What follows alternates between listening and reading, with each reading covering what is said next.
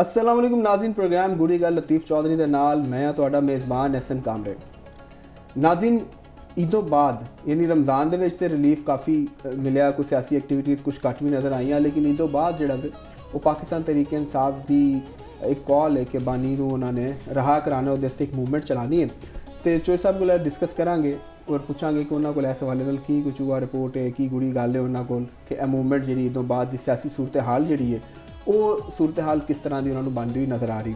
तो ये नाल ईदी बात अफगानिस्तान के आरजी सीज फायर भी हो गया, यानी ऑपरेशन गलगुल हक जो उन्होंने रोकता गया और यह जो आरजी सीज फायर है क्या मुस्तकिल सीज फायर च कन्वर्ट हो सकता है मुस्तकबिल का, इस खिते का की सूरत हाल जी है वो नज़र आती है भी लतीफ़ चौधरी साहब को पूछांगे।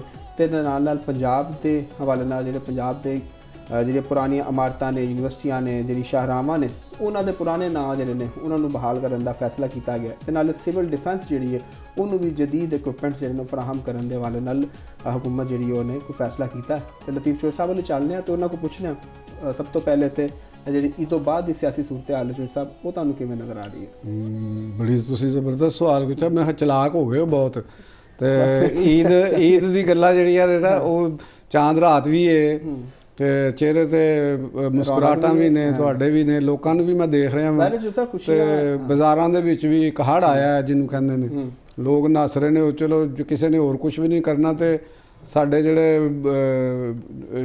ਲੜਕੀਆਂ ਨੇ, ਬੱਚੀਆਂ ਨੇ, ਖਵਾਤੀਨ ਨੇ ਉਹ ਹੋਰ ਕੁਝ ਨਹੀਂ ਕਰ ਸਕਦੇ ਤੇ ਮਹਿੰਦੀ ਤੇ ਚੂੜੀ ਵਾਲੇ ਬਹੁਤ ਲੱਗੇ ਨੇ। ਉਹ ਤਾਂ ਚੋਸਾ ਫਿਰ ਲਾਜ਼ਮੀ ਹੈ ਨਾ ਇੱਕ ਅੱਛਾ ਇੱਕ ਜਿਹੜੇ ਹੁੰਦੇ ਨੇ ਨਾ ਬਰਸਾਤੀ ਕਾਰੋਬਾਰੀ ਉਹ ਵੀ ਬੜੇ ਜੇ ਜਿਨ੍ਹਾਂ ਨੇ ਸਾਰੀ ਜ਼ਿੰਦਗੀ ਕੁਝ ਨਹੀਂ ਕਰਦੇ ਨਾ, ਉਹ ਈਦ ਦਾ ਜਿਹੜੇ 2-3 ਦਿਨ ਹੁੰਦੇ ਨੇ ਚੂੜੀਆਂ ਲਾ ਕੇ ਤੇ ਮਹਿੰਦੀ ਲੈ ਕੇ ਤੇ ਉਹ ਬੈਠੇ ਹੁੰਦੇ ਨੇ ਤੇ ਉਹ ਬੜੇ ਮੇਰੇ ਤੇ ਇਲਾਕੇ 'ਚ ਤੇ ਬਹੁਤ ਬੈਠੇ ਨੇ। ਚੋਸਾ ਹੈ ਨੇ ਬਿਲਕੁਲ। ਔਰ ਖਾਸ ਤੌਰ ਤੇ ਜਦੋਂ ਅਸੀਂ ਗੱਲ ਕਰਨੇ ਨਾ ਕਿ ਓਪਰਚੁਨਿਟੀਜ਼ ਦੀ ਤੇ ਜਿਹੜੀ ਖਾਸ ਤੌਰ ਤੇ ਖਵਾਤੀਨ ਨੇ, ਲੜਕੀਆਂ ਨੇ, ਉਹ ਵੀ ਇਹਨਾਂ ਮੌਕਿਆਂ ਦੇ ਉੱਤੇ ਉਹਨਾਂ ਦੇ ਰੋਜ਼ਗਾਰ ਵੱਧ ਜਾਂਦਾ ਹੈ। ਬਹੁਤ ਵੱਧਦੇ ਜੇ, ਬਹੁਤ ਵੱਧਦੇ ਜੇ। ਇੱਥੇ ਦੇਖੋ ਲਾਹੌਰ ਦੇ ਵਿੱਚ ਜਿਹੜੇ ਵੱਡੇ ਵੱਡੇ ਸ਼ਾਪਿੰਗ ਮਾਲਸ ਨੇ ਨਾ ਉਹਨਾਂ ਦੇ ਵਿੱਚ ਵੀ ਚਾਂਦ ਰਾਤ ਵਾਸਤੇ ਤੇ ਮੁਖਤਲਿਫ ਹੋਰ ਚੀਜ਼ਾਂ ਵਾਸਤੇ ਬੜੀ ਗਹਿਮਾ ਗਹਿਮੀ ਹੁੰਦੀ। ਤੇ ਉਹ ਇਹ ਵੀ ਇੱਕ ਅੱਛੀ ਗੱਲ ਹੈ ਕਿ ਉੱਥੇ ਸਟਾਲਸ ਬਣਾ ਦਿੱਤੇ ਜਾਂਦੇ ਨੇ ਜਿਹੜੀ ਵੱਡੇ ਵੱਡੇ, ਤੇ ਉਹਦੇ 'ਚ ਜਿਹੜੀ ਆ ਇਹ ਆਰਜ਼ੀ ਸ਼ਾਪਕੀਪਰ ਹੁੰਦੇ ਨੇ ਨਾ ਹਫਤੇ ਵਾਸਤੇ ਦੁਕਾਨਾਂ ਬਣਾਉਣ ਵਾਸਤੇ, ਉਹਨਾਂ ਦੇ ਸਟਾਲ ਹੁੰਦੇ ਨੇ ਤੇ ਉੱਥੇ ਬੈਠ ਕੇ ਉਹ ਚਲੋ ਕਾਰੋਬਾਰੀ ਐਕਟੀਵਿਟੀ ਹੁੰਦੀ ਹੈ। ਬਿਲਕੁਲ ਬੜੀ ਅੱਛੀ। ਔਰ ਤਿਉਹਾਰ ਜਿੰਨੇ ਵੀ ਹੁੰਦੇ ਨੇ ਉਹਨਾਂ ਦਾ ਮਤਲਬ ਇਹ ਹੀ ਹੁੰਦਾ ਫੈਸਟੀਵਿਟੀ ਹੋਵੇ, ਇਕਨੋਮਿਕ ਐਕਟੀਵਿਟੀ ਜਨਰੇਟ ਹੋਵੇ, ਲੋਕਾਂ ਨੂੰ engage ਕੀਤਾ ਜਾਏ ਆਪਸ ਵਿੱਚ। ਔਰ ਤੁਸੀਂ ਇਹ ਦੇਖੋ ਕਿ ਜਿੰਨੀਆਂ ਵੀ ਦੁਨੀਆ ਦੇ ਵਿੱਚ ਤਰੱਕੀ ਯਾਫਤਾ ਨੇਸ਼ਨਸ ਨੇ ਜਾਂ ਕਾਰੋਬਾਰੀ ਨੇਸ਼ਨਸ ਨੇ ਉਹ ਦੇਖੋ ਮੁਖਤਲਿਫ ਇਵੈਂਟ ਕ੍ਰੀਏਟ ਵੀ ਕਰਦੀਆਂ ਨੇ। ਮਤਲਬ ਕਿ ਆਪਣੇ ਤੁਸੀਂ ਚਾਈਨਾ ਵਾਲੇ ਦੇਖ ਲਓ, ਉੱਥੇ ਪੂਰੇ ਚਾਈਨਾ ਦੇ ਵਿੱਚ ਕਿਉਂਕਿ ਵੱਡਾ ਬਹੁਤ ਹੈਗਾ ਤੇ ਉੱਥੇ ਨਿਊ ਈਅਰ ਦੇਸੀ ਆਪਣੇ ਆਪਣੇ ਜਿਹੜੇ ਹੁੰਦੇ ਨੇ ਨਾ ਉਹ ਪੂਰਾ ਸਾਲ ਉੱਥੇ ਨਿਊ ਈਅਰ ਚੱਲ ਰਹੇ ਹੁੰਦੇ ਨੇ ਦੇਸੀ ਹਵਾਲੇ ਨਾਲ। ਤੇ ਇੱਕ ਜਿਹੜਾ ਦੂਸਰਾ ਸਾਡਾ ਈਸਵੀ ਸਾਲ ਹੈ ਉਹ ਤੇ ਬੜੇ ਆਲਮਗੀਰ ਹਵਾਲੇ ਨਾਲ ਮਨਾਇਆ ਜਾ ਰਿਹਾ ਹੁੰਦਾ। ਤੇ ਬਹਰਹਾਲ ਅਸੀਂ ਗੱਲਾਂ ਕਰਨੇ ਆ, ਤੁਸੀਂ ਸੂਟ ਸਾਟ ਲੈ ਲਏ ਨੇ, ਜੁੱਤੀਆਂ ਜੱਤੀਆਂ ਲੈ ਲਈਆਂ ਨੇ, ਸਾਰਾ ਕੁਛ। ਚਲੋ ਬਾਹਰ ਤੁਹਾਡੀ ਤਿਆਰੀ ਉਹ ਸਾਡੀ ਕੀ ਤਿਆਰੀਆਂ ਹੋਣੀਆਂ ਨੇ। ਅਸੀਂ ਤੇ ਬਹੁਤ ਆਪਣੇ ਬਚਪਨ ਦੇ ਵਿੱਚ ਬਹੁਤ ਕੁਝ ਕਰਦੇ ਹੁੰਦੇ ਸੀ ਤੇ ਬਾਜ਼ਾਰਾਂ ਦੇ ਵਿੱਚ, ਬਲਕਿ ਈਦ ਤੋਂ 2 ਦਿਨ ਪਹਿਲੇ ਹੀ ਸਾਡੀਆਂ ਤੇ ਦੌੜਾਂ ਲੱਗ ਜਾਂਦੀਆਂ ਸਨ ਤੇ ਹੁੰਦਾ ਝੁੱਗੇ 'ਚ ਸੂਟ ਇੱਕ ਲੈਣਾ ਹੁੰਦਾ ਸੀ ਉਸ ਜ਼ਮਾਨੇ ਦੇ ਵਿੱਚ। ਤੇ ਬਹਰਹਾਲ ਚਲੋ। ਤੇ ਹੁਣ ਤੁਸੀਂ ਇੱਕ ਗੱਲ, ਵਕਤ ਬਦਲ ਗਿਆ, ਜ਼ਮਾਨੇ ਬਦਲ ਗਏ, ਅਸੀਂ ਬਦਲ ਗਏ, ਵਾਲ ਚਿੱਟੇ ਹੋ ਗਏ, ਤੁਹਾਡੇ ਕਾਲੇ ਨੇ। ਚਲੋ ਮੇਰਾ ਮਤਲਬ ਲੇਕਿਨ ਤੁਸੀਂ ਈਦ ਦੀਆਂ ਬਹੁਤ ਖੁਸ਼ੀਆਂ ਜਿਹੜੀਆਂ ਨੇ, ਇਹਦਾ ਮਤਲਬ ਸਾਡੇ ਨਾਲ ਤਾਂ ਜ਼ਿਆਦਾ ਦਰ ਤੁਹਾਡੇ ਵਾਲ ਅਗਰ ਚਿੱਟੇ ਨੇ ਦਾ ਮਤਲਬ ਉਮਰ ਤੁਸੀਂ ਬਹੁਤ ਗੁਜ਼ਾਰੀ ਹੈ। ਤੇ ਈਦ ਦੀਆਂ ਖੁਸ਼ੀਆਂ ਉਹ ਖੁਸ਼ੀਆਂ ਗਮੀਆਂ ਨਾਲ ਕੁਇਕਲੀ ਜਿਹਾ ਵੀ ਦੱਸ ਦਿਓ ਕਿ ਈਦ ਵੈਸੇ ਤੁਸੀਂ ਕਿਸ ਤਰ੍ਹਾਂ ਮਨਾਉਂਦੇ ਹੋ? ਬਚਪਨ ਦੀ ਈਦ ਤੇ ਹੁਣ ਦੀ ਈਦ ਨੂੰ ਕਿਸ ਤਰ੍ਹਾਂ ਕੰਪੇਅਰ ਕਰਦੇ ਹੋ? ਥੋੜੀ ਬਸ ਮੇਰਾ ਤੇ ਅੰਦਰ ਦਾ ਬਚਪਨ ਲੜਕਪਨ ਯਾਦ ਉਸੇ ਤਰ੍ਹਾਂ ਵਾਪਸ ਆ ਜਾਂਦਾ। ਅੱਛਾ ਜੀ। ਅਸੀਂ ਦੋਸਤਾਂ ਨਾਲ ਮਿਲੀਦਾ ਤੇ ਮਜ਼ਾਕ ਕਰੀਦਾ ਆਪਣੇ ਦੋਸਤਾਂ ਨੂੰ ਜਿਹੜੇ ਉਹਨਾਂ ਦੇ ਪੁੱਠੇ ਸਿੱਧੇ ਨਾਂ ਹੁੰਦੇ ਨੇ ਉਹਨਾਂ ਨਾਲ ਪੁਕਾਰੀਦਾ ਕਿ ਵੀ ਆ ਇੱਕ ਸਾਡਾ ਬੜਾ ਇੱਕ ਯਾਰ ਸੀ ਤੇ ਉਹਦਾ ਨਾਂ ਰੱਖਿਆ ਸੀ ਭਜੱਥਾ। ਅੱਛਾ। ਹੁਣ ਤੁਸੀਂ ਕਹੋਗੇ ਭਜੱਥੇ ਦਾ ਮਤਲਬ ਕੀ ਹੁੰਦਾ? ਭਜੱਥੇ ਦਾ ਕੋਈ ਮਤਲਬ ਨਹੀਂ ਹੁੰਦਾ, ਬਸ ਭਜੱਥਾ ਉਹਦਾ ਮੂੰਹ ਅਸੀਂ ਅਜੀਬ ਜਿਹਾ ਤੇ ਉਹਨੂੰ ਅਸੀਂ ਭਜੱਥਾ ਕਹਿ ਦਿੱਤਾ ਕਿਸੇ ਨੂੰ ਤੇ ਵੀ ਇਹ ਭਜੱਥਾ ਹੈ। ਤੇ ਅਗਰ ਜਿਵੇਂ ਕੋਈ ਕਿਸੇ ਦਾ ਨਾਂ ਅਸ਼ਰਫ ਹੈ ਤੇ ਉਹਨੂੰ ਅੱਛੂ ਕਹਿ ਦਿੱਤਾ ਤੇ ਅਸੀਂ ਉਹਨੂੰ ਅੱਛੂ ਬੁਲਾਉਂਦੇ ਹਾਂ। ਇੰਝ ਹੀ ਸਾਡਾ ਇੱਕ ਜਦੋਂ ਇੱਕ ਕਾਲਜ ਦਾ ਜ਼ਮਾਨਾ ਸੀ, ਸਕੂਲ ਕਾਲਜ ਦਾ ਦੌਰ ਸੀ ਤੇ ਕ੍ਰਿਕਟ ਦੇ ਸਾਡਾ ਇੱਕ ਵਿਕਟ ਕੀਪਰ ਹੁੰਦਾ ਸੀ, ਉਹਦਾ ਨਾਂ ਮਨਜ਼ੂਰ ਹੁਸੈਨ ਸੀ ਤੇ ਅਸੀਂ ਉਹਨੂੰ ਲੀਲਾ ਕਹਿੰਦੇ ਹੁੰਦੇ ਸੀ। ਬੜਾ ਹਾਰਡ ਹੀਟਰ ਬੰਦਾ ਸੀ ਉਹ ਤੇ ਲੇਕਿਨ ਸਾਡਾ ਨਾਂ ਲੀਲਾ ਤੇ ਅਸੀਂ ਅੱਜ ਵੀ ਉਹਨੂੰ ਉਸੇ ਤਰ੍ਹਾਂ ਹੀ ਕਰਨੇ ਆ ਤੇ ਉਹਨੂੰ ਲੀਲੇ ਦੇ ਨਾਂ ਨਾਲ ਪੁਕਾਰਨੇ ਅਸੀਂ ਉਹਦੇ ਨਾਲ। ਤੇ ਇੱਕ ਸਾਡੇ ਕੋਲ ਫਾਸਟ ਬੋਲਰ ਹੁੰਦਾ ਸੀ ਅਸਗਰ ਤੇ ਉਹਨੂੰ ਸੈਂਡੋ ਕਹਿ ਦਿੰਦੇ ਸੀ ਤੇ ਇਸ ਤਰ੍ਹਾਂ ਦੀਆਂ ਉਹ ਮੁxtਲਿਫ ਨਾਮ ਚੱਲਦੇ ਨਿਕਨੇਮ ਜੋ ਸਾਹਿਬ ਦੋਸਤਾਂ ਨੇ ਰੱਖਿਆ? ਮੇਰਾ ਨਿਕਨੇਮ ਜਿਹੜਾ ਸੀ ਨਾ ਜੀ ਉਹ ਬੜੇ ਅਜੀਬੋ ਗਰੀਬ ਕਿਸਮ ਦੇ ਉਹਦੇ ਨਾਲ ਹੁੰਦਾ ਸੀ। ਮੈਂ ਕਿਉਂਕਿ ਆਲਰਾਊਂਡਰ ਸੀ, ਬੈਟਸਮੈਨ ਵੀ ਮੈਂ, ਬੈਟਿੰਗ ਵੀ ਮੈਂ ਕਰਦਾ ਸੀ ਤੇ ਉਹ ਮੇਰੇ ਹੁਣ ਨਾ ਤੇ ਉਸ ਦੌਰ ਦੇ ਜਿਹੜੇ ਪਲੇਅਰ ਸਨ ਵੱਡੇ, ਉਹ ਕਿਸੇ ਦਾ ਕੱਦ ਮੇਰੇ ਨਾਲ ਮਿਲਦਾ ਸੀ ਤੇ ਨਾ ਕਿਸੇ ਦੀ ਸਟਾਈਲ ਜਿਹੜਾ ਨਹੀਂ ਉਹ ਮਿਲਦਾ ਸੀ ਤੇ ਉਹ ਆਪਣੇ ਰੰਗ ਦੇ ਵਿੱਚ ਉਹਨੂੰ ਅਸੀਂ ਉਹ ਕਰਦੇ ਹੁੰਦੇ ਸਨ। ਤੇ ਕਈ ਉਦੋਂ ਮਹਿੰਦਰ ਅਮਰਨਾਥ ਸਾਹਿਬ ਦਾ ਹੁੰਦਾ ਸੀ ਤੇ ਉਹ ਮੈਂ ਕੋਸ਼ਿਸ਼ ਕਰਦਾ ਸੀ ਬੈਟਿੰਗ ਦੇ ਵਿੱਚ ਉਂਝ ਖਲੋਂਦਾ ਜਿਵੇਂ ਮਹਿੰਦਰ ਅਮਰਨਾਥ ਦਾ ਉਹ ਹੁੰਦਾ ਸੀ ਤੇ ਉਹ ਸਾਰੇ ਜਿਹੜੇ ਨਾ ਮੇਰਾ ਨਾਮ ਉਹਨਾਂ ਨੇ ਨਿਕਨਾਮ ਰੱਖਿਆ ਸੀ ਕਿ ਮਹਿੰਦਰ ਅਮਰਨਾਥ, ਕਿਉਂਕਿ ਉਹ ਬੋਲਿੰਗ ਵੀ ਕਰਦਾ ਸੀ ਤੇ ਬੈਟਿੰਗ ਵੀ ਕਰਦਾ ਸੀ ਤੇ ਮੈਂ ਵੀ ਬੋਲਿੰਗ ਉਂਝ ਦੀ ਹਲਕੀ ਜੀ ਆ ਕੇ ਤੇ ਉਹ ਕਰਦਾ ਸੀ ਤੇ ਉਹ ਵੀ ਉਸ ਤਰ੍ਹਾਂ ਕਰਦਾ ਸੀ। ਤੇ ਬਹਰਹਾਲ ਇਹ ਇੱਕ ਬਚਪਨ ਦੀਆਂ ਯਾਦਾਂ ਨੇ, ਖੱਟੀਆਂ ਮਿੱਠੀਆਂ ਜ਼ਿੰਦਗੀ ਦਾ ਸਰਮਾਇਆ ਤੇ ਇਹੋ ਹੀ ਰਹਿ ਜਾਂਦੀਆਂ ਨੇ ਯਾਦਾਂ ਹੀ।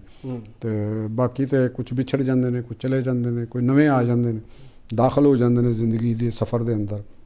ਹੁਣ ਤੁਸੀਂ ਸਿਆਸਤ ਦੀ ਗੱਲ ਕੀਤੀ ਸੀ ਤੇ ਸਿਆਸਤ ਦੇ ਅੰਦਰ ਮੇਰਾ ਖਿਆਲ ਹੈ ਕਿ ਕਿਉਂਕਿ ਸਿਚੁਏਸ਼ਨ ਸਾਡੇ ਇਰਦ ਗਿਰਦ ਇਸ ਤਰ੍ਹਾਂ ਦੀ ਹੋ ਗਈ, ਉੱਧਰ ਅਫਗਾਨਿਸਤਾਨ ਦੀ ਜਿਹੜੀ ਤਾਲਿਬਾਨ ਦੀ ਰਜੀਮ ਸੀ ਤੇ ਉਹਨੇ ਸਾਨੂੰ ਬੜਾ ਮਤਲਬ ਕਿ ਜਿਹਨੂੰ ਕਹਿੰਦੇ ਨੇ ਨਾ ਕਿ ਸਾਡੇ ਵਾਸਤੇ ਜੀਣਾ ਹਰਾਮ ਕਰ ਦਿੱਤਾ ਕਿ ਬਿਲਾ ਆਖਰ ਸਾਨੂੰ ਫਿਰ ਨਾ ਚਪੇੜਾਂ ਹੀ ਮਾਰਨੀਆਂ ਪਈਆਂ। ਤੁਸੀਂ ਦੇਖਦੇ ਹੋ ਨਾ ਬਾਜ਼ ਔਕਾਤ ਮਹੱਲਿਆਂ ਦੇ ਵਿੱਚ ਜਿਹੜੇ ਨੇ ਉਹ ਹਮਸਾਇਆ ਬਾਜ਼ ਵਾਲੇ ਐਸਾ ਟੱਕਰ ਜਾਂਦਾ ਜਿਹੜਾ ਤੁਹਾਡੇ ਹੋਰ ਕੁਛ ਨਹੀਂ ਤੇ ਛੱਤ ਤੇ ਰੋੜੇ ਸੁੱਟੀ ਜਾਏਗਾ, ਠੀਕ ਹੈ ਨਾ, ਉੱਤੇ ਛੱਤ ਤੇ ਚੜ੍ਹ ਕੇ ਹਵਾਈ ਫਾਇਰਿੰਗ ਕਰੀ ਜਾਏਗਾ, ਠੀਕ, ਉਹ ਜਾਂ ਆਪਣੇ ਕੋਈ ਉਹਨਾਂ ਦੇ ਨੌਜਵਾਨ ਮੁੰਡੇ ਨੇ ਤੇ ਉਹ ਮੁੰਡੇ ਲੈ ਕੇ ਚੜ੍ਹ ਜਾਏਗਾ ਛੱਤ ਦੇ ਉੱਤੇ ਤੇ ਨਾਲ ਦੂਸਰੇ ਬੰਦੇ ਨੂੰ ਤੰਗ ਕਰੇਗਾ। ਬਿਲਾ ਆਖਰ ਫਿਰ ਉਹ ਤੰਗ ਆ ਜਾਂਦਾ ਨਾ ਜਦੋਂ, ਤੇ ਫਿਰ ਉਹਦੇ ਨਾਲ ਕਾਰਵਾਈ ਚਾਹੇ ਤੇ ਉਹ ਫਿਜ਼ੀਕਲੀ ਉਹਨੂੰ ਮਾਰੇਗਾ ਜਾਂ ਫਿਰ ਉਹਦੇ ਖਿਲਾਫ ਕੋਈ ਕਾਨੂੰਨੀ ਕਾਰਵਾਈ ਕਰੇਗਾ।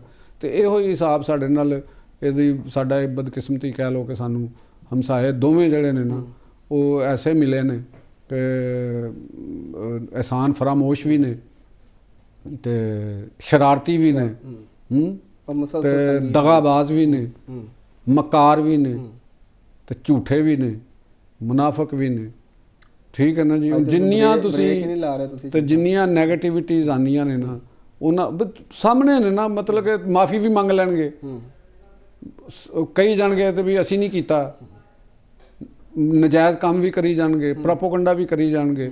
ਤੇ ਆਖਰ ਕਿੰਨੀ ਦੇਰ ਕਿਸੇ ਇੱਕ ਆਰਗੇਨਾਈਜ਼ਡ ਸਟੇਟ ਜਿਹੜੀਆਂ ਹੁੰਦੀਆਂ ਨੇ ਤੇ ਉਹਨਾਂ ਦਾ ਵੀ ਤਾਂ ਇੱਕ ਟੈਂਪਰਾਮੈਂਟ ਹੁੰਦਾ ਨਾ, ਕਿੰਨੀ ਕੁ ਦੇਰ ਤੱਕ ਤੁਹਾਡੀ ਇਸ ਕਿਸਮ ਦੀ ਚੀਜ਼ ਨੂੰ ਬਰਦਾਸ਼ਤ ਕਰੇਗਾ।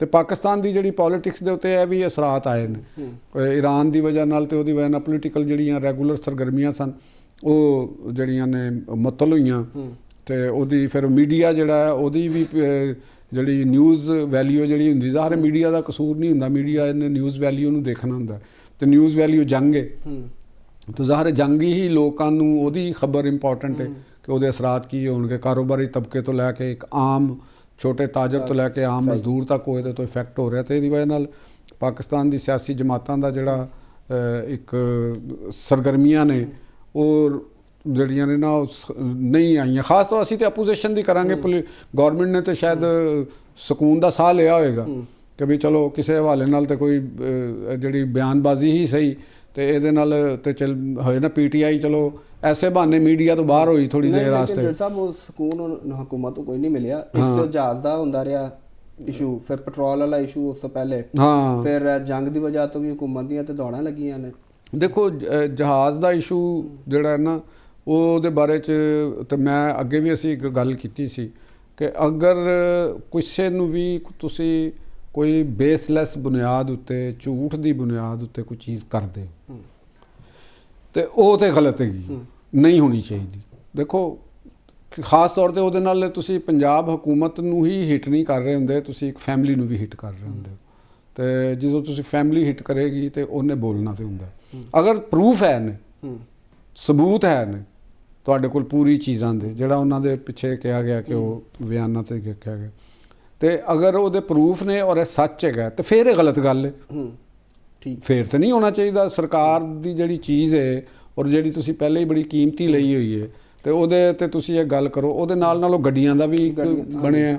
ਚੋ ਸਾਹਿਬ ਇਹ ਜਿਹੜਾ ਵੇ ਅਗਰ ਪ੍ਰੂਫ ਹੈ ਨੇ ਤੇ ਇਹ ਤੇ ਕੋਰਟ ਚੈਲੰਜ ਕੀਤਾ ਜਾ ਸਕਦਾ ਨਾ, ਮਿਸਯੂਜ਼ ਆਫ ਅਥਾਰਟੀ ਦਾ ਬਿਲਕੁਲ ਕੀਤਾ ਜਾ ਸਕਦਾ ਫਿਰ ਸਬੂਤ ਔਰ ਕਰਨਾ ਚਾਹੀਦਾ। ਦੇਖੋ ਪਾਕਿਸਤਾਨ ਦਾ ਜਿਹੜਾ ਅਵੇਅਰਨੈਸ ਦਾ ਤਕਾਜ਼ਾ ਹੈ, ਪਾਕਿਸਤਾਨ ਦੀ ਮਿਡਲ ਕਲਾਸ ਦਾ ਜਿਹੜਾ ਅਵੇਅਰਨੈਸ ਦਾ ਤਕਾਜ਼ਾ ਹੈ, ਅਸੀਂ ਟੈਕਸ ਦਿੰਦੇ ਹਾਂ।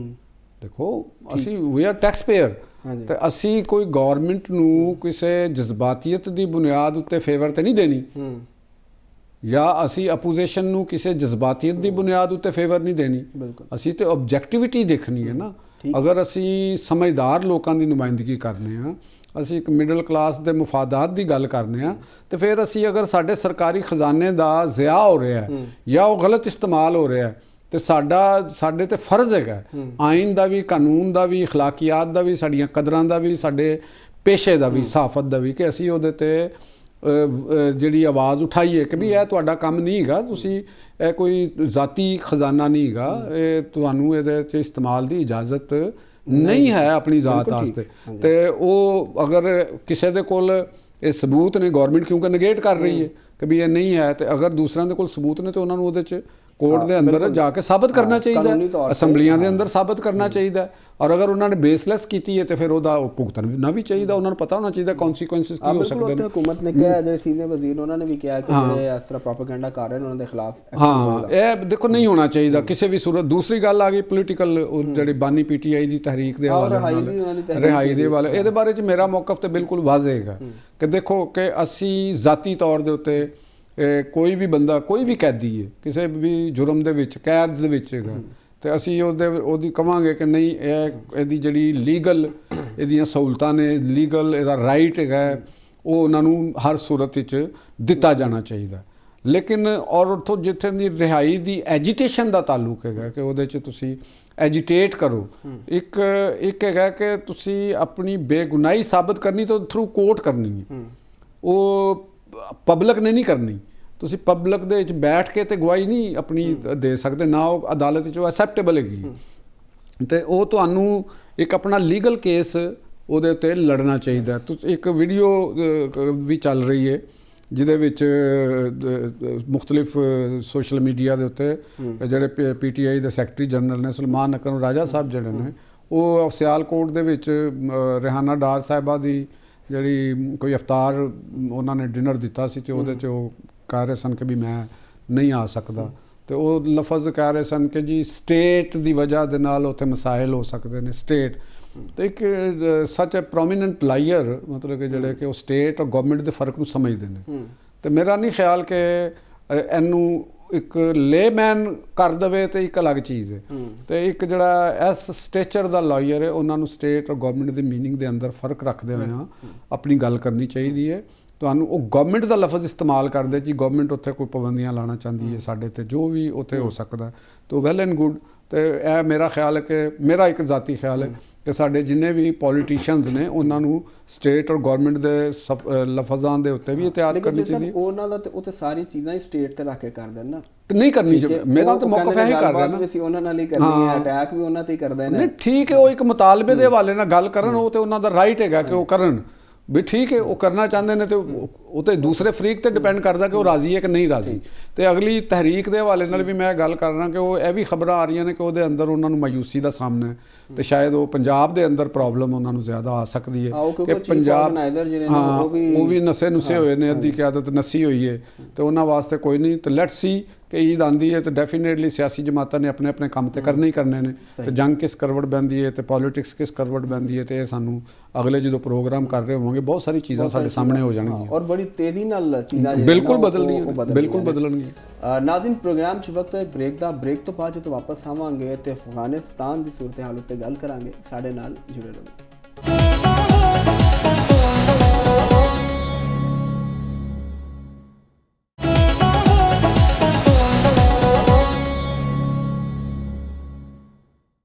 ਵੈਲਕਮ ਬੈਕ ਨਾਜ਼ਰੀਨ ਈਦ ਦੀ ਵਜ੍ਹਾ ਤੋਂ ਜਿਹੜਾ ਪਾਕਿਸਤਾਨ ਦਾ ਆਪਰੇਸ਼ਨ ਗਜ਼ਬੁਲ ਹੱਕ ਹੈ ਜਿਹੜਾ ਅਫਗਾਨਿਸਤਾਨ ਦੇ ਖਿਲਾਫ ਜਾਰੀ ਹੈ, ਔਰ ਜਿਹੜੇ ਜਵਾਬੀ ਹਮਲੇ ਕੀਤੇ ਜਾ ਰਹੇ, ਕਿਉਂਕਿ ਤੁਹਾਨੂੰ ਯਾਦ ਹੈ ਅਫਗਾਨਿਸਤਾਨ ਨੇ ਪਾਕਿਸਤਾਨ ਤੇ ਹਮਲਾ ਕੀਤਾ ਸੀ ਔਰ ਉਹਦੇ ਬਾਅਦ ਆਪਰੇਸ਼ਨ ਜਿਹੜਾ ਉਹ ਸ਼ੁਰੂ ਕੀਤਾ ਗਿਆ, ਤੇ ਈਦ ਦੀ ਵਜ੍ਹਾ ਤੋਂ ਉਹਦੇ 'ਚ ਆਰਜ਼ੀ ਤੌਰ ਤੇ ਉਹਨੂੰ ਰੋਕ ਦਿੱਤਾ ਗਿਆ।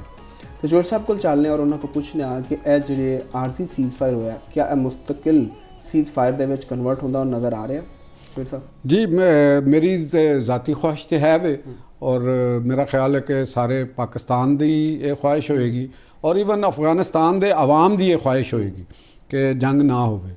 किसी भी सूरत जंग तो किसी मसले दे वास्ते नहीं होना चाहिए और टेबल के उत्ते मामला होना चाहिए। जी मैं अगे भी तुहाडे नाल गल कीती कि जी रजीम है उत्थे बाज़ लोग उन्होंने गवर्नमेंट समझते हैं या वो गल, लेकिन गल तो ठीक है ना कि वो उत्थों की एक डिफैक्टो गवर्नमेंट है और रिप्रजेंटेटिव गवर्नमेंट नहीं है, ना ही वो किसी सिस्टम की नुमाइंदा है, ना उन्होंने कोई सियासी जमात है, ना उन्होंने कोई प्रोग्राम है, ना उन्होंने कोई एजेंडा है। ठीक हो गया जी। वो एक गन के जोर के उत्ते बैठे ने तो उत्थे अपनी पॉलिसियां डिकटेट करा रहे हैं। तो हुण उन्होंने उत्ते पाकिस्तान का जिहड़ा इतराज़ है जंग बिल्कुल 2 दिन वास्ते जिहड़ा क्योंकि ईद दे दिन ने सारे मुसलमानों का एक एहतराम है, खुशियां ने तो उहदे च एक अच्छा जस्चर दिता उन्होंने भी दिता। उन्होंने भी कहा कि उन्होंने भी ये किया।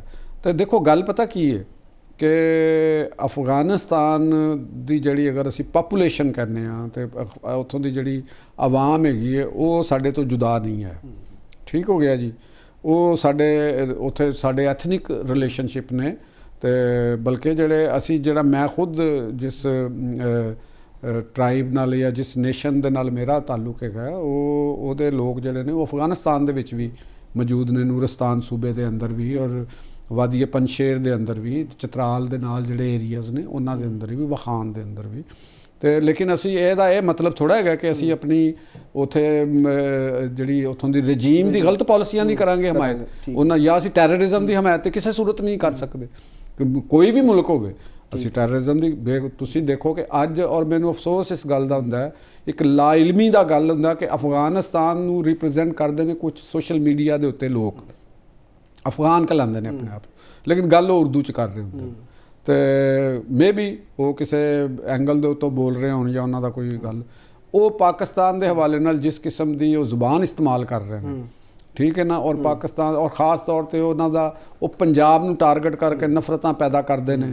अफगानिस्तान की जी रजीम जिन्नियां भी उत्थे रजीम रही सरदार दाऊद तो लैके उन्होंने पाकिस्तान के अंदर फितना और फसाद नूं पैदा करने वास्ते एथनिसिटी नूं यूज़ किया, लर और बर पख्तून का नारा लाया।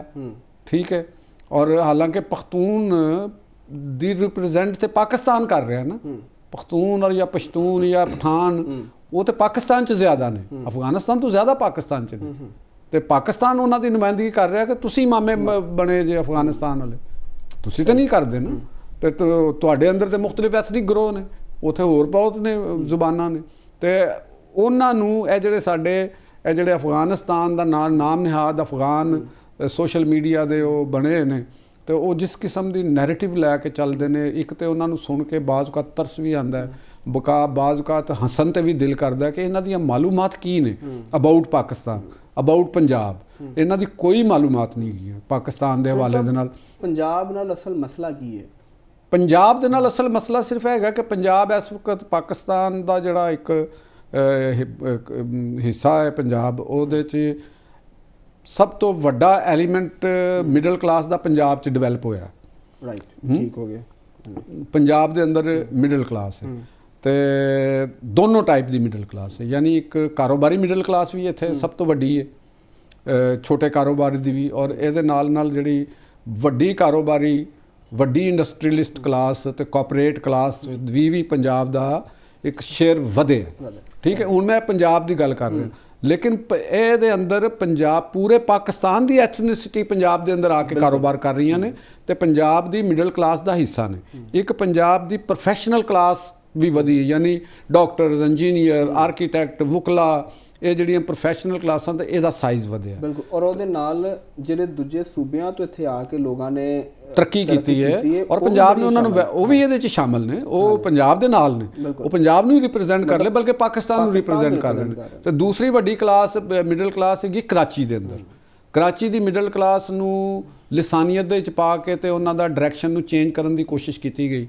तो हालांकि कराची की जी मिडल क्लास है क़यामे पाकिस्तान तो लैके हुण तक सब तो ज़्यादा बालग नज़र ਸਭ ਤੋਂ ਜ਼ਿਆਦਾ ਐਜੂਕੇਟਿਡ ਕਲਾਸ ਕਰਾਚੀ ਦੇ ਵਿੱਚ ਹੈਗੀ ਹੈ। ਤੇ ਤੁਸੀਂ ਉਹਨਾਂ ਦੇ ਆਪਣੀ ਸਾਡੀ ਪੀਟੀਵੀ ਦੀ ਹਿਸਟਰੀ ਦੇਖ ਲਓ, ਸਾਡੀ ਬਿਊਰੋਕ੍ਰੇਸੀ ਦੀ ਹਿਸਟਰੀ ਦੇਖ ਲਓ, ਔਰ ਅੱਜ ਵੀ ਤੁਸੀਂ ਅੰਦਾਜ਼ਾ ਲਾ ਲਓ ਕਿ ਕਾਰੋਬਾਰ ਤੇ ਉਹਨਾਂ ਦੀ ਜਿਹੜੀ ਪੜ੍ਹੀ ਲਿਖੀ ਕਲਾਸ ਹੈ ਉਹ ਹੈ ਵੇ। ਤੇ ਉਹਨਾਂ ਇਹ ਮੁਖਤਲਿਫ ਕੂਵਤਾਂ ਨੇ ਮੇ ਵੀ ਉੱਥੇ ਕੀਤਾ ਹੋਵੇ ਕਿ ਉਹਨਾਂ ਦੇ ਅੰਦਰ ਜਿਹੜੀ ਕਲਾਸ ਦਾ ਸ਼ਊਰ ਹੁੰਦਾ, ਕਲਾਸ ਸਟਰਗਲ ਦਾ ਸ਼ਊਰ ਨੂੰ ਉਹਨੂੰ ਐਥਨਿਕ ਤੇ ਲਿਸਾਨੀਅਤ ਦੀ ਤਰਫ ਕਨਵਰਟ ਕਰਕੇ ਤੇ ਉਹਦੇ ਅੰਦਰ ਇੱਕ ਇੰਤਸ਼ਾਰ ਪੈਦਾ ਕਰਨ ਦੀ ਕੋਸ਼ਿਸ਼ ਕੀਤੀ। ਅਸੂਲੀ ਤੌਰ ਤੇ ਕਰਾਚੀ ਦੀ ਮਿਡਲ ਕਲਾਸ ਔਰ ਪੰਜਾਬ ਦੀ ਮਿਡਲ ਕਲਾਸ, ਖਾਸ ਤੌਰ ਤੇ ਸੈਂਟਰਲ ਔਰ ਨਾਰਥ ਪੰਜਾਬ ਦੀ ਮਿਡਲ ਕਲਾਸ, ਇਹਨਾਂ ਦਾ ਤਬਕਾਤੀ ਇਤਿਹਾਦ ਹੋਣਾ ਚਾਹੀਦਾ ਹੈ। ਤੇ ਜਿਹੜੇ ਪਾਕਿਸਤਾਨ ਦੇ ਟਰਾਈਬਲ ਸੈਟਅਪ ਨੇ, ਟਰਾਈਬਲ ਕਲਚਰ ਹੈਗਾ, ਅਸੀਂ ਕਿਸੇ ਦੇ ਖਿਲਾਫ ਨਹੀਂ ਗੱਲ ਕਰ ਰਹੇ, ਔਰ ਐਗਰੇਰੀਅਨ ਸੋਸਾਇਟੀ ਹੈ ਉਹ ਹਮੇਸ਼ਾ ਮਿਡਲ ਕਲਾਸ ਦੀ ਐਕਸਪੈਂਸ਼ਨ ਤੋਂ ਡਰਦੀ ਹੈ।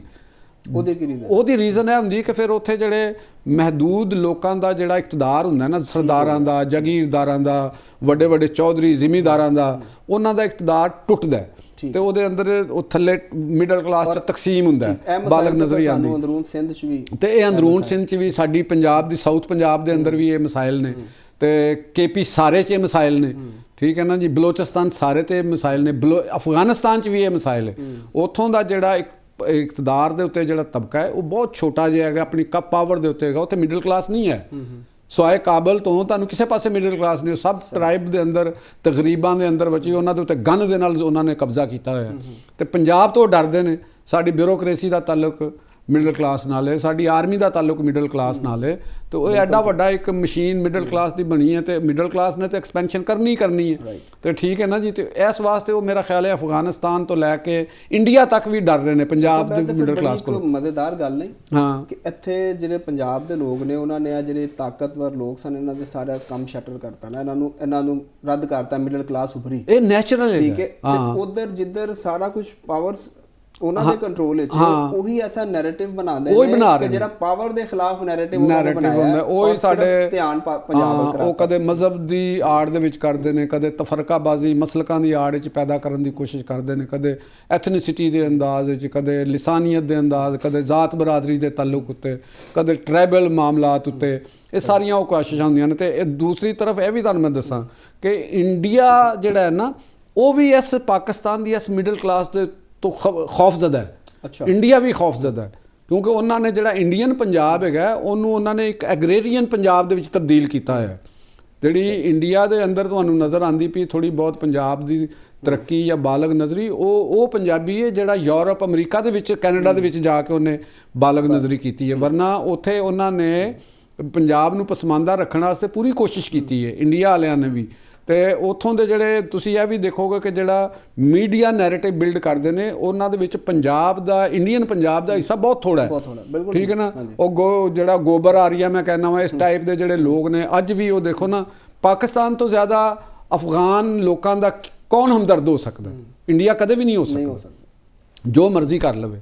ਤੇ ਉਹ ਇੰਨੇ ਹਮਦਰਦ ਹੋਏ ਨੇ ਕਿ ਜੀ ਉਹ ਕਹਿੰਦੇ ਨੇ ਪੰਜਾਬ ਪੇ ਗੋਲਾਬਾਰੀ, ਪੰਜਾਬ ਕਾ ਇਹ ਬੰਦੇ ਪੇ ਵੀ। ਔਰ ਤੁਹਾਨੂੰ ਇਹਨਾਂ ਨੂੰ ਪਤਾ ਹੀ ਨਹੀਂ ਹੈਗਾ ਕਿ ਵੀ ਪੰਜਾਬ ਦੇ ਅੰਦਰ ਕੀ ਇਸ ਵੇਲੇ ਸੂਰਤ ਹਾਲ ਹੈ, ਪੰਜਾਬ ਦਾ ਇਨਫਰਾਸਟ੍ਰਕਚਰ ਕਿਸ ਕਿਸਮ ਦਾ, ਮੁਸਲਿਮ ਪੰਜਾਬ ਦਾ।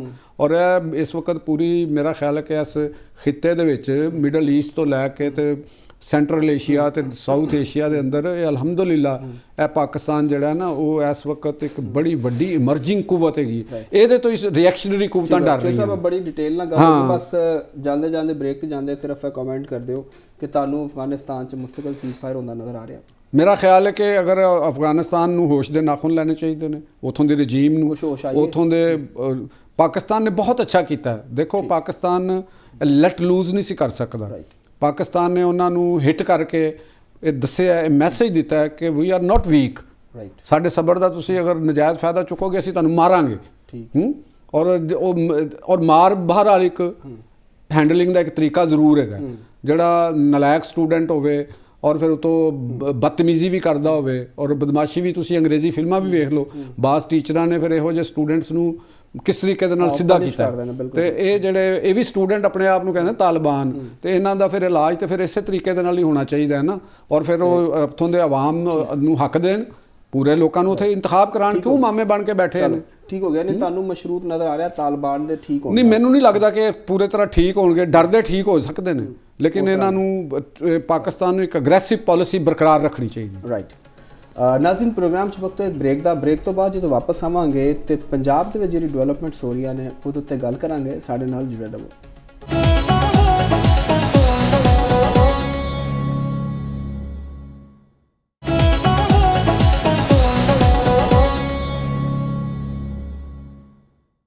ਵੈਲਕਮ ਬੈਕ ਨਾਜ਼ਰੀਨ, ਪੰਜਾਬ ਦੇ ਵਿੱਚ ਜਿਹੜੀ ਸਿਕਿਉਰਿਟੀ ਸੂਰਤ ਹਾਲ ਨੂੰ ਔਰ ਪੰਜਾਬ ਦੇ ਹਾਲਾਤ ਨੂੰ ਮੱਦੇਨਜ਼ਰ ਰੱਖਦੇ ਹੋਏ ਹਕੂਮਤ ਨੇ ਫੈਸਲਾ ਕੀਤਾ ਕਿ ਸਿਵਲ ਡਿਫੈਂਸ ਜਿਹੜੀ ਉਹਨੂੰ ਜਦੀਦ ਟੈਕਨੋਲੋਜੀ ਨਾਲ ਲੈਸ ਕੀਤਾ ਜਾਏ, ਜਿਹਦੇ ਡਰੋਨਸ ਔਰ ਬਾਕੀ ਟੈਕਨੋਲੋਜੀਕਲ ਇਕਵਿਪਮੈਂਟਸ ਵੀ ਸ਼ਾਮਿਲ ਹੈ।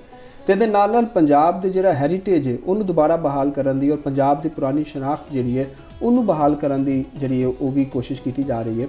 ਔਰ ਇਸ ਤਰਫ ਵੀ ਅਹਿਮ ਕੁਝ ਫੈਸਲੇ ਜਿਹੜੇ ਨੇ ਉਹ ਮੁਤਵੱਕਾ ਨੇ ਕਿ ਪੰਜਾਬ ਦੇ ਜਿਹੜੇ ਯੂਨੀਵਰਸਿਟੀਜ਼ ਨੇ, ਪੰਜਾਬ ਦੇ ਜਿਹੜੀਆਂ ਸੜਕਾਂ ਨੇ, ਪੁਰਾਣੇ ਇਲਾਕੇ ਨੇ, ਉਹਨਾਂ ਦੇ ਪੁਰਾਣੇ ਨਾਂ ਜਿਹੜੇ ਨੇ ਉਹ ਬਹਾਲ ਕਰਨ ਦੇ ਹਵਾਲੇ ਨਾਲ ਜਿਹੜਾ ਵੀ ਹੁਕੂਮਤ ਕੁਛ ਕਰਨ ਜਾ ਰਹੀ ਹੈ। ਤੇ ਚੋਰ ਸਾਹਿਬ ਕੋਲ ਚੱਲਦੇ ਹਾਂ। ਚੋਰ ਸਾਹਿਬ ਇਹ ਕਿੰਨਾ, ਇੱਕ ਤੇ ਪਹਿਲੇ ਸਿਵਲ ਡਿਫੈਂਸ ਤੇ ਗੱਲ ਕਰ ਲਈ ਹੈ ਕਿ ਕਿੰਨਾ ਅਹਿਮ ਫੈਸਲਾ ਹੈ ਮੌਜੂਦਾ ਹਾਲਾਤ ਦੇ ਵਿੱਚ। ਵੈਰੀ ਇੰਪੋਰਟੈਂਟ ਫੈਸਲਾ ਹੈ। ਦੇਖੋ, ਸਿਵਲ ਡਿਫੈਂਸ ਪੂਰੀ ਦੁਨੀਆ ਦੇ ਵਿੱਚ ਇਹ ਪਹਿਲੀ ਡਿਫੈਂਸ ਲਾਈਨ ਹੁੰਦੀ ਹੈ। ਸਭ ਤੋਂ ਪਹਿਲੇ, ਚਾਹੇ ਸੈਲਾਬ ਹੋਣ, ਚਾਹੇ ਜ਼ਲਜ਼ਲੇ ਹੋਣ, ਚਾਹੇ ਕੋਈ ਜੰਗ ਦਾ ਮੌਸਮ ਹੋਵੇ, ਜੰਗ ਦਾ ਸਮਾਂ ਹੋਵੇ, ਤੇ ਸਿਵਲ ਡਿਫੈਂਸ ਦੇ ਜਿਹੜੇ ਰਜ਼ਾਕਾਰ ਹੁੰਦੇ ਨੇ, ਸਿਵਲ ਡਿਫੈਂਸ ਦੇ ਜਿਹੜੇ ਫੋਰਸਿਸ ਹੁੰਦੇ ਨੇ, ਉਹ ਸਭ ਤੋਂ ਪਹਿਲੇ ਆਪਣੇ ਗ੍ਰਾਸ ਰੂਟ ਲੈਵਲ ਦੇ ਉੱਤੇ ਲੋਕਾਂ ਦੀ ਮਦਦ ਕਰਦੇ ਨੇ। ਠੀਕ ਹੈ, ਔਰ ਇਹ ਬਹੁਤ ਜ਼ਰੂਰੀ ਸੀ, ਸਾਡੇ ਮੌਜੂਦ ਸੀ। ਬਦਕਿਸਮਤੀ ਦੇ ਨਾਲ ਸਾਡੀਆਂ ਜਿਹੜੀਆਂ ਹਕੂਮਤਾਂ ਆਈਆਂ, ਜਿਹੜੀ ਮੈਂ ਅੱਗੇ ਵੀ ਸਿਸਟਮ ਦੀ ਗੱਲ ਕਰਨਾ, ਸਿਸਟਮ ਨੂੰ ਤੋੜ ਦਿੱਤਾ ਗਿਆ।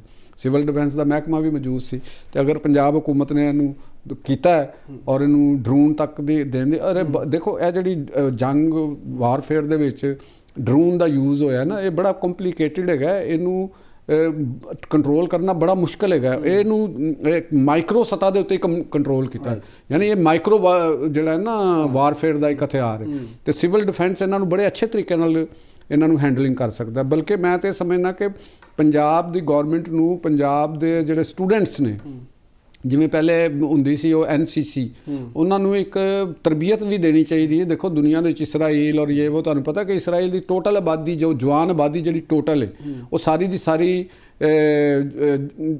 ਗਨ ਚਲਾਉਣ ਤੋਂ ਉਹਦੇ ਤੋਂ ਤਿਆਰ ਹੈ। ਉਹਨੂੰ ਜੰਗੀ ਅਸੂਲਾਂ ਦਾ ਵੀ ਪਤਾ ਹੈ, ਉਹਨਾਂ ਨੂੰ ਤਿਆਰ ਕੀਤਾ। ਬਲਕਿ ਤੁਸੀਂ ਗੱਲ ਕੀਤੀ, ਮੈਨੂੰ ਯਾਦ ਹੈ, ਮਤਲਬ ਸਾਡੇ ਤੋਂ ਵਾਲਿਦਾਨ ਦੱਸਦੇ ਨੇ, ਵਾਲਿਦਾਂ ਨੇ ਵੀ ਟ੍ਰੇਨਿੰਗ ਕੀਤੀ ਸੀ। ਮੇਰੀ ਖਾਲਾ ਖਵਾਤੀਨ ਨੂੰ ਵੀ ਬਕਾਇਦਾ ਟ੍ਰੇਨਿੰਗ ਕਰਾਈ ਜਾਂਦੀ ਸੀ। ਖਵਾਤੀਨ ਨੂੰ ਵੀ ਹੁੰਦੀ ਸੀ, ਔਰ ਇਹ ਹੋਣੀ ਚਾਹੀਦੀ ਹੈ। ਫਿਰ ਮੋਰਚੇ ਬਣਾਏ, ਮੋਰਚੇ ਮੌਜੂਦ ਸਨ ਇੱਥੇ, ਮੋਰਚੇ ਸਰਕਾਰੀ ਸੱਤਾ ਦੇ ਉੱਤੇ, ਮੋਰਚੇ ਸਿਵਲ ਡਿਫੈਂਸ ਦੀ ਸਰਬਰਾਹੀ 'ਚ ਮੋਰਚੇ ਹੁੰਦੇ ਸਨ ਕਿ ਖੁਦਾ ਨਾ ਦੇਖੋ, ਜੰਗ ਦਾ ਵੀ ਕੋਈ ਪਤਾ ਨਹੀਂ ਹੁੰਦਾ, ਹੋਰ ਕਲੈਮਿਟੀ ਦਾ ਕੋਈ ਪਤਾ ਨਹੀਂ ਹੁੰਦਾ, ਤੇ ਉਹ ਮੋਰਚੇ ਮੌਜੂਦ ਹੋਣ। ਆਵਾਮ ਦੀ ਟ੍ਰੇਨਿੰਗ ਹੁੰਦੀ ਕਿ ਤੁਸੀਂ ਮੋਰਚੇ 'ਚ ਕਿਵੇਂ ਜਾਣਾ ਹੈ, ਮੋਰਚੇ ਦੇ ਅੰਦਰ ਕਿਸ ਤਰੀਕੇ ਦੇ ਨਾਲ ਹੋਣਾ ਹੈ, ਸਿਵਲ ਡਿਫੈਂਸ ਕਿਸ ਤਰ੍ਹਾਂ ਉਹਨਾਂ ਨੂੰ ਇਮਦਾਦ ਦਿੰਦੀ ਹੈ, ਅੱਗ ਲੱਗ ਜਾਏ ਤੇ ਉਹਨੂੰ ਕਿਸ ਤਰ੍ਹਾਂ ਕਰਨਾ ਹੈ।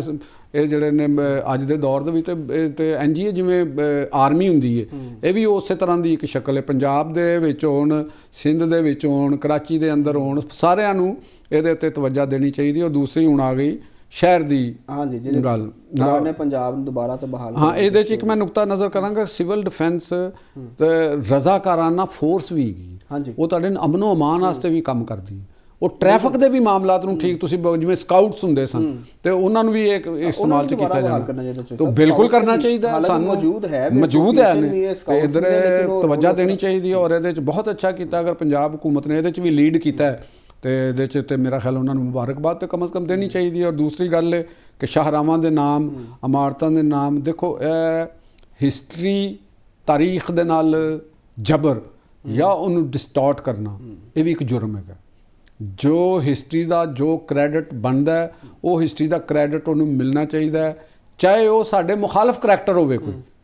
ਦੇਖੋ, ਅਗਰ ਕੋਈ ਹਮਲਾਵਰ ਹੋ ਗਿਆ ਸਾਡੇ ਦੇ ਉੱਤੇ ਔਰ ਉਹ ਇੱਥੇ ਆ ਗਿਆ, ਉਹ ਹਿਸਟਰੀ ਬਣ ਗਿਆ, 100 ਸਾਲ ਬਾਅਦ ਕਮ ਅਜ਼ ਕਮ ਸਾਨੂੰ ਇਹ ਤਾਂ ਪਤਾ ਹੋਣਾ ਚਾਹੀਦਾ ਨਹੀਂ ਇੱਥੇ ਹਮਲਾ ਹੋਇਆ ਸੀ, ਤਾਂ ਕਿ ਪਤਾ ਲੱਗੇ ਕਿ ਜਿਹੜੇ ਉਸ ਦੌਰ ਦੇ ਉੱਤੇ ਸਾਡੇ ਹੁਕਮਰਾਨ ਸਨ, ਉਹਨਾਂ ਨੇ ਕੀ ਸਟ੍ਰੈਟਜੀ ਅਪਣਾਈ, ਉਹਨਾਂ ਨੇ ਕੀ ਉਹਨੂੰ ਕੂਪ ਕਰਨ ਦੀ ਕੋਸ਼ਿਸ਼ ਕੀਤੀ, ਜਾਂ ਸਾਡੀ ਆਵਾਮ ਨੂੰ ਜਾਂ ਜਿਹੜੇ ਉਸ ਵਕਤ ਦੇ ਸ਼ਹਿਰੀ ਨੇ ਉਹਨਾਂ ਨੂੰ ਕਿਨ ਮਸਾਇਬ ਦਾ ਸਾਹਮਣਾ ਕਰਨਾ ਪਿਆ, ਤਾਂ ਕਿ ਅਸੀਂ ਉਹਦੇ ਕੋਈ ਪਾਲਿਸੀ ਬਣਾ ਸਕੀਏ।